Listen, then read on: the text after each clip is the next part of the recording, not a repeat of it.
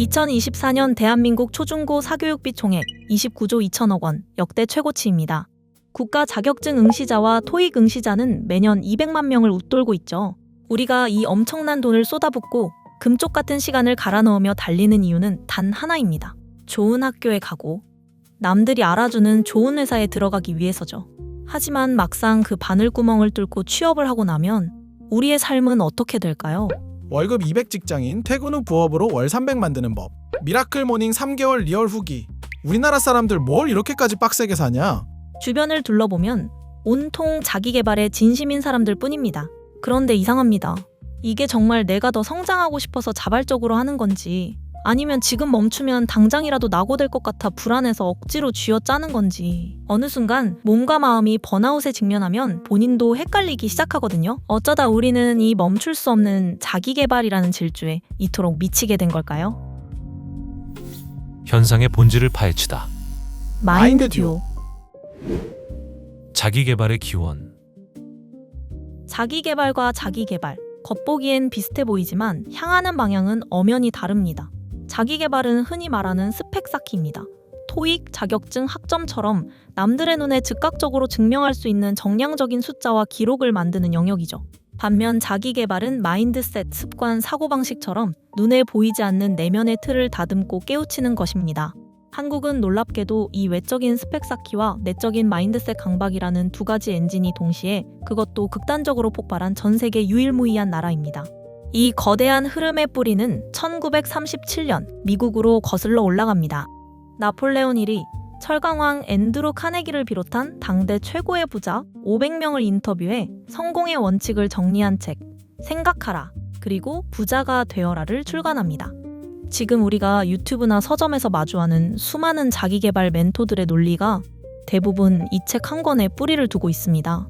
시크릿 신화의 주역인 밥 프록터가 여기서 영감을 얻었고, 그의 영향을 받은 론다 번의 저서 시크릿 역시 이 계보에서 탄생했습니다. 흥미로운 사실은 시크릿의 핵심인 끌어당김의 법칙이 본고장인 미국에서는 종교적 색채가 짙은 뉴에이지 사상으로 분류되었다는 점입니다. 하지만 대한민국에 들어오는 순간 분위기는 180도 뒤바뀌었습니다. 철저하게 자본주의적 성공을 보장하는 초특급 자기개발서로 변모했거든요.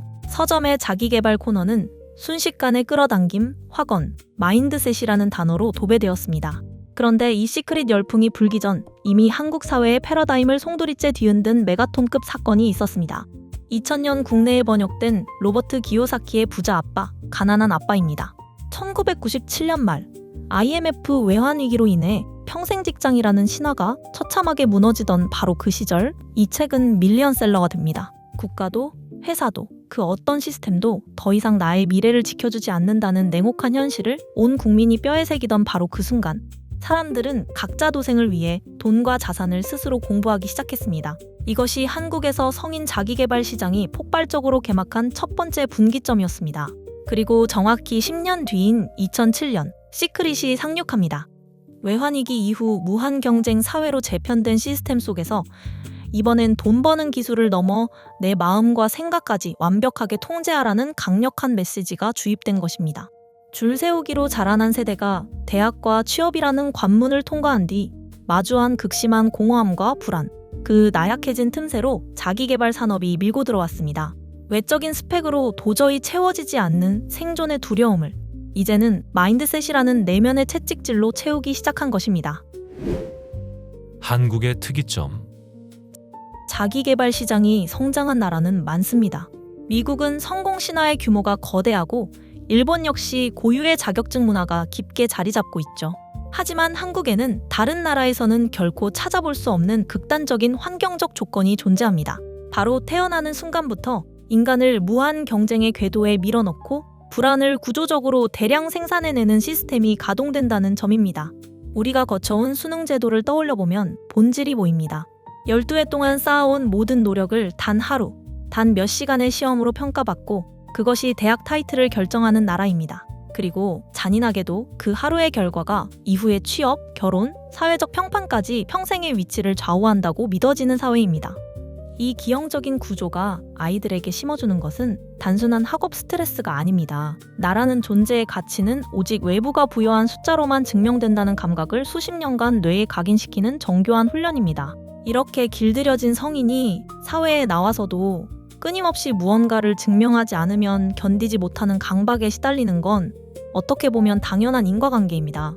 설상가상으로 한국은 단 한 세대만의 사회적 기준선이 상상할 수 없을 만큼 폭등해버렸습니다. 부모 세대는 성실히 직장 생활을 하면 무난히 중산층이 되고 집을 살 수 있었지만 지금 세대는 인서울대학을 졸업해도 취업문 자체가 불확실합니다. 부모 세대가 평범한 아파트 한 채를 안정의 기준으로 삼았다면 지금 세대는 그 아파트 한 채를 평생의 월급을 단 한 푼도 쓰지 않고 모아도 살 수 없는 구조적 절벽에 서 있습니다. 사회가 요구하는 기준선의 이동 속도가 개인이 노력으로 따라잡을 수 있는 한계를 아득히 초과해버렸기 때문에 멈추면 곧바로 나락이라는 공포는 날이 갈수록 예리해집니다. 그렇다면 이 미친 레이스를 끝까지 완주하면 최소한의 안전망이라도 보장될까요? 통계청과 OECD 자료에 따르면 대한민국 66세 이상 노인의 소득 빈곤율은 39.7%로 회원국 중 독보적인 1위입니다. 전체 평균의 무려 3배를 웃도는 수치죠. 젊을 때 밤낮 없이 달려도 불안하고 나이 들어 멈춰도 비참해지는 덫에 걸린 것입니다. 결국 한국의 자기개발 시장은 이 세 가지 거대한 절벽이 만나는 교차점에서 요동치고 있습니다. 외부의 숫자로만 자신을 증명하도록 길들여진 인간, 아무리 저축해도 멀어지는 자산의 기준선, 그리고 전 생애를 바쳐 달려도 결코 보장되지 않는 노후의 빈곤.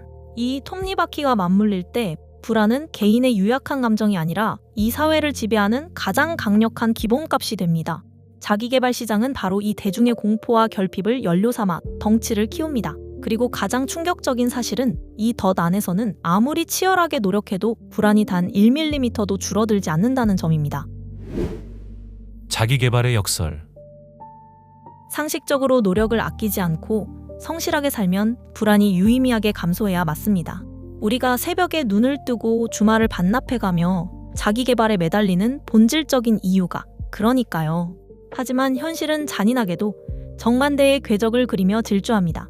자기 개발을 더 많이 할수록, 더 치열하게 달릴수록 내면의 불안은 가라앉기는커녕 도리어 눈덩이처럼 불어납니다. 이 기이한 현상의 배후에는 인간의 심리적 내성을 증명한 유명한 학술 연구가 있습니다. 1978년 심리학자 브링만과 캠벨이 진행한 복권 당첨자 추적 연구입니다. 수십 수백억의 벼락부자가 된 이들은 평생 완전한 행복을 누릴 것 같지만 딱 1년이 지난 뒤 그들의 정신적 행복도를 측정했을 때 놀랍게도 당첨 이전의 평범한 수준으로 완벽하게 되돌아가 있었습니다. 인간의 뇌가 새로운 성취와 환경을 순식간에 무덤덤한 기본값으로 재설정해버렸기 때문입니다.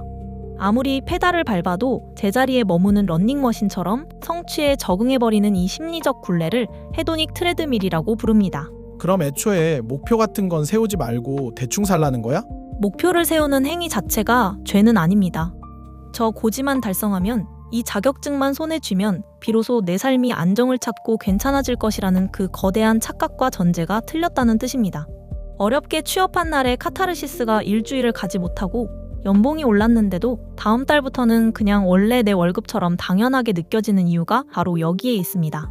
달성하는 순간 만족은 신기루처럼 소멸하고 시선은 곧바로 아직 채우지 못한 결핍으로 향합니다. 기준선이 이동한 순간부터 과거의 성취는 더 이상 성취가 아니게 되니까요.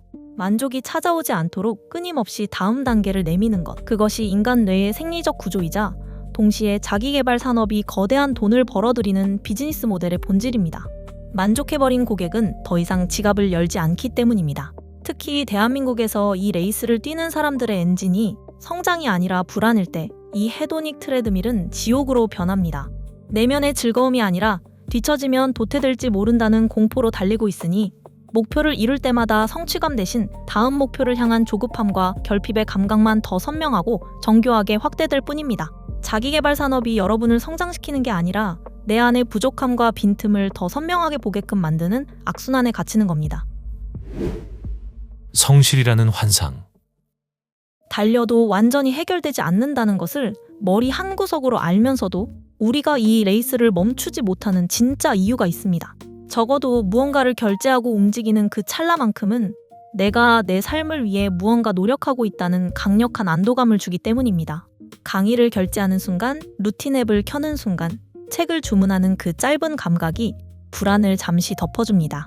한양대학교 유영만 교수는 현대인들이 자기계발 콘텐츠를 소비하는 기저에 자리 잡은 이 지독한 착각을 날카롭게 해부합니다. 가슴을 치는 명언이나 동기부여 영상을 마주하는 순간 뇌에서는 도파민이 폭발합니다.